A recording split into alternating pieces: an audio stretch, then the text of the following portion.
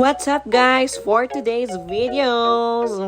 So ayan na nga, for today's video magpapanggap tayo na naglilinis tayo ng bahay. Alam ko ring mapagpanggap din yung iba dyan na kapag meron ng bisita, meron ng dadating na galing sa abroad is magpapanggap na silang malinis ang bahay nila kahit hindi naman talaga.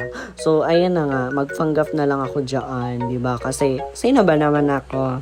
At ayan, yung pamangkin ko din, pinagpanggap ko na rin sila na maglinis sila ng electric fan. Pero wala talaga yung takas sa aking dalawa.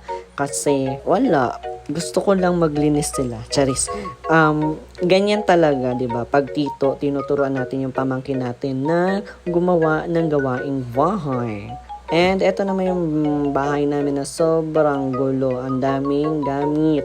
Pero yung mga gamit na yan ay wala na kasi nung dumating sila mama, yes, pinamigay na talaga ni mama yung mga antik niyang mga gamit sa bayaw, kay tita, ganun. And also, gagawa din kami ni Amaya ng sinapot meriendala namin kasi nga yan yung pinaka-paborito kong meriendahan sa araw-araw. Hindi ako nagsasawa ng sinapot.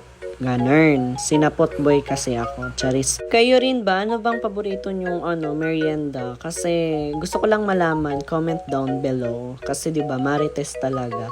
Kaya i-comment mo kung ano yung gusto mong merienda. Ako talaga sinapot at kopi ko blanca or birch tree. Ganun. Charis. And skip idurarap-dap na natin yan.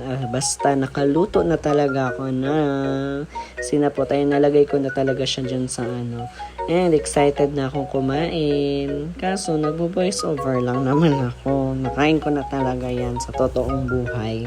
At ayan na ang finished product. Diba, bongga? Diba? Ang sarap. Diba? Bye-bye, guys!